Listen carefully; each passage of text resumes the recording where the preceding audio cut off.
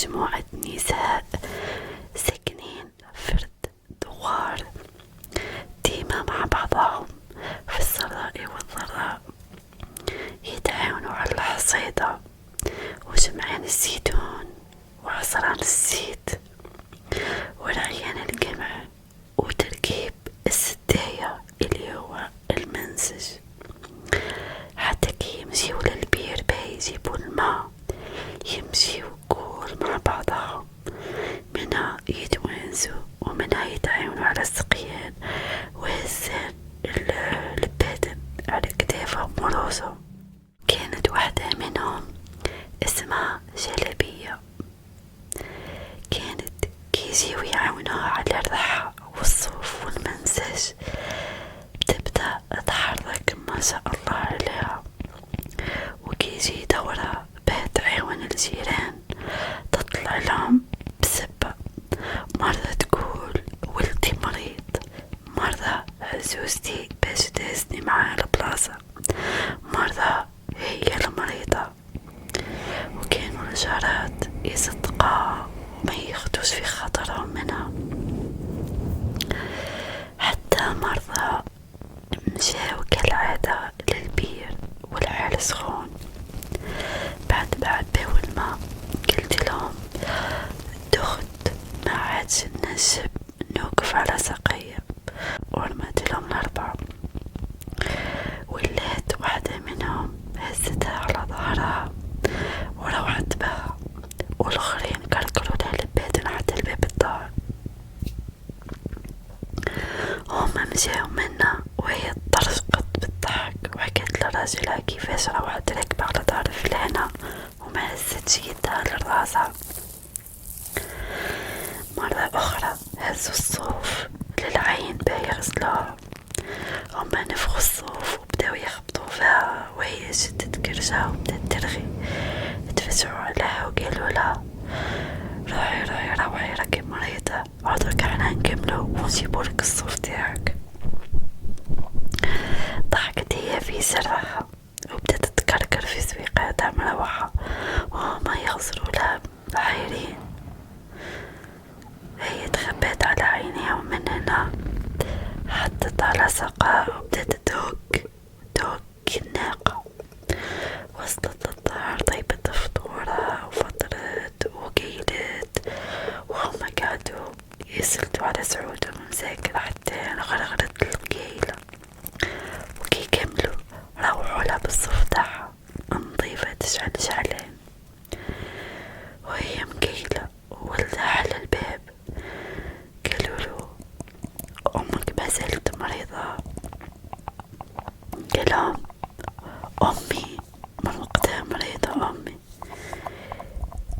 قالوا له يا أخي باش كرشها وجعتها. قالهم لا هي فطرت ودخلت راحت رقدت. خسروا في بعضهم وسكتوا وعطوها الصوف وراحوا. مرة أخرى اتفاهموا باي يلموا الحطب قبل ما يزيد يبرد الحال، راحوا للغابة على بكري وبداو يقصوا في الحطب يعني. وهي جا الشيطان الله يلعنه كالعادة وهي بدات تتوجع عيدي ما نقدرش نحركها.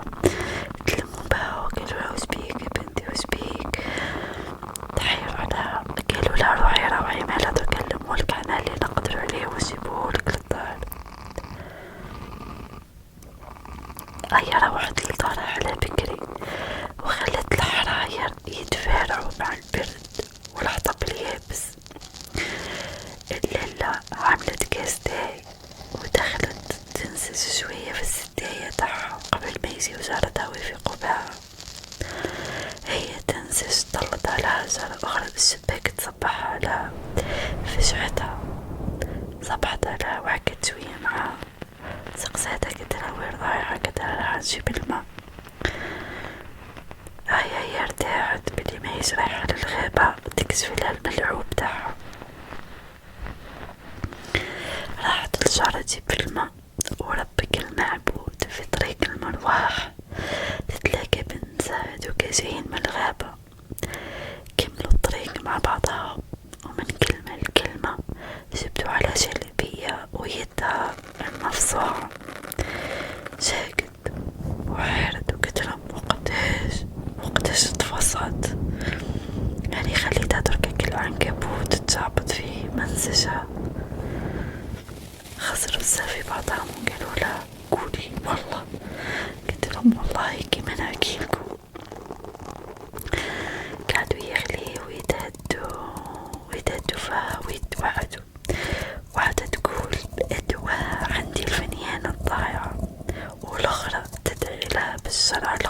الاستغلال تاعها، والأخرى تسب في روحها بالمقلوب اللي مركبتها على ظهرها اللي متسواش.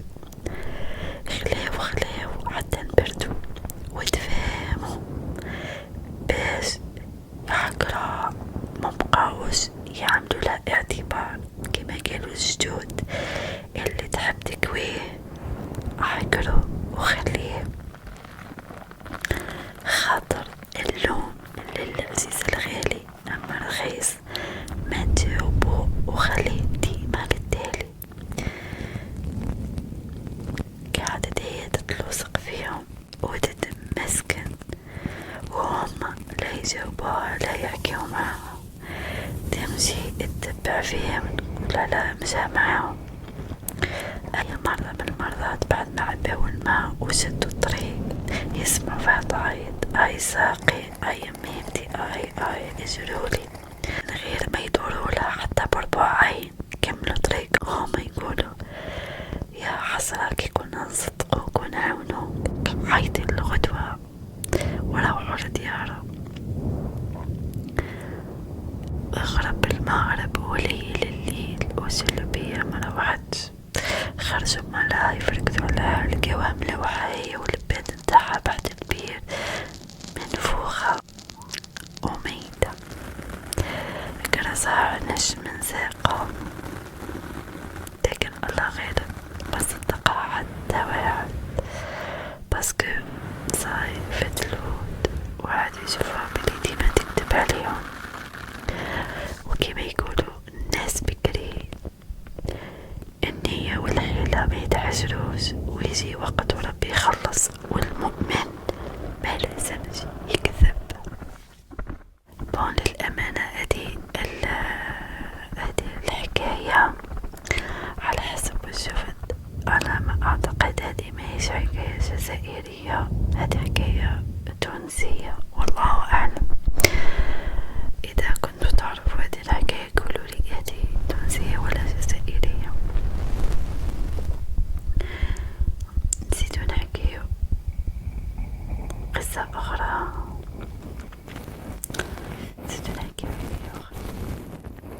قصة اليوم راهي شوية دارك وبلا ما نطول عليكم.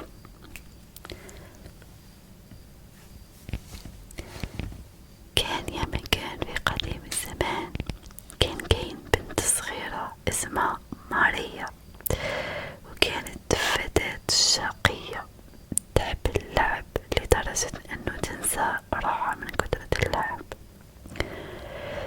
في كل مرة ترجع للدار تعطاها ماء تراحة، احيانا تعاقبها تحبسها في الغرفة لعدة ايام. في احد الايام طلبت الام من ماريا تخرج تروح تشتري لها كبدة تطيبها عشان الضياف، مدت لها دراهم ووصيتها تدير بالها وما تتأخرش. هيا فرحت ماريا بزاف، واخيرا راهي خارجة وهي في طريقها للحانوت شافت البنات يلعبوا، راحت ليهم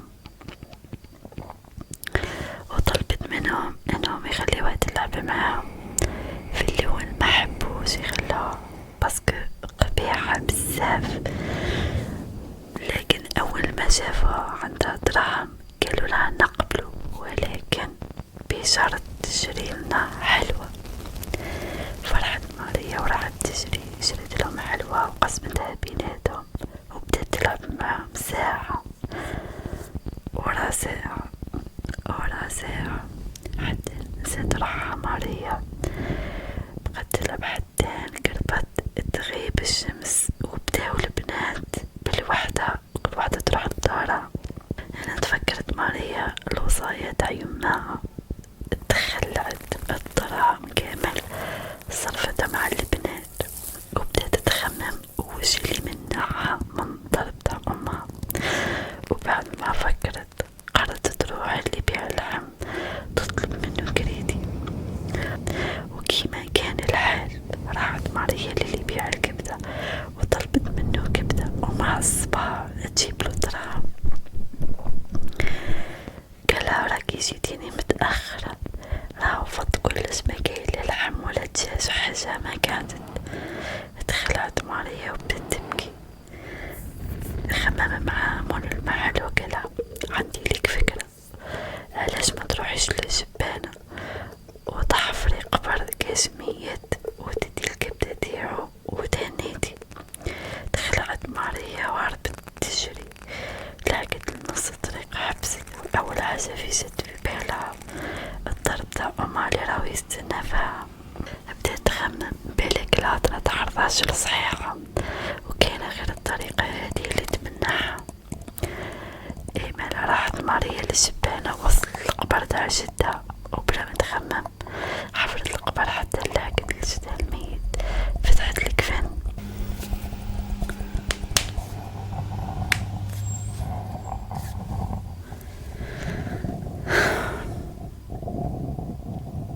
ما عندهاش باه تحل كرش الميت. غسلت يمين وشمال وشافت حجرة حتى وبدات تشك كرش جدها وضوافرها تكسر والدم يطرطش فيها في حوايجها وهي تفتح حتى لحقت الكبدة. جبدتها بيدها بينسوش. بعدك قفلت القبر وراحت تجري للدار، وقبل ما تدخل خسرت مليح لقيت أمها التي مع الضياف حطت الكبدة فوق الطاولة وطلعت تجري للشومبرة تاعها وقفلتها وبدلت قشها ومسحت روحها وتغطت. بعد ما راحوا الضياف طلعت لها يمها وقلت لها ماريا حلي. ما حبتش تسمع لها ماريا وقلت لها يمها غدوة يطلع النهار ونعدلك بعدك تسري رحتي درتي رايك.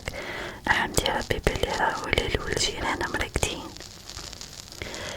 عداو ساعات وماريا كل ما تجي تغمض عينها تشوف كرش تاع جدها اللي شقتها. كان منظر مهول. تعاود على عينها وتتغطى وتبدا ماريا بالبكاء. فجأة سمعت ماريا صوت غريب من بعيد يحيط لها باسمها. ماريا وين راكي؟ ماريا وين راكي؟ دخلت وقلبها بدا يضرب وكل مرة كل ما كان الصوت يتعاود كل ما يقرب بشوية بشوية. بعدين قرب لها ياسر وقال ماريا وين راكي؟ راني عند باب الدار.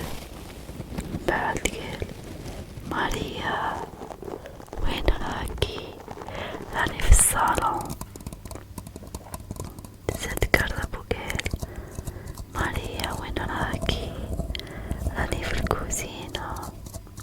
ماريا وين راكي؟ راني مول الفريجيدار. ماريا راني في الحمام. ماريا راني عند الشومبرة تاعك. وهذه المرة الصوت قرب لها وعرفته جدها. ناضت تجري تخبت داخل الخزانة. هنا عاود رجع الصوت وهذه المرة قالها ماريا أنا داخل في الشومبرة تاعك دوكا نقطعك كيما قطعتيلي كاري. دركا نديك معايا للجحيم. ماريا أنا عند الخزانة تاعك وراني نشم في الريحة وراني نشم في ريحة الكبدة تاعي. غمضت ماريا عينها خايفة، وأول ما حلتهم جات شوفت جدها الميت واقف قدامها والجسد تاعو مغطي بالدم ما خلالها حتى فرصة بها تعيط. راح نقض عليها بكل شعرها. الأم ناضت الصباح وراحت للشومبرة تاع ماريا وعيطت ما كان حتى واحد جاوبها والباب مقفول. خبطت الباب ودخلت صابت ماريا الزرقاء طايحة في الأرض، جثة هامدة ميتة